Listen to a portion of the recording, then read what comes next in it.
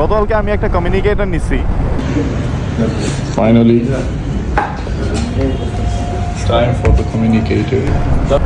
I've seen mostly people using it, কয়েকজন রেকমেন্ডও করছে, and that is the Freedcom FX বলে আর কি।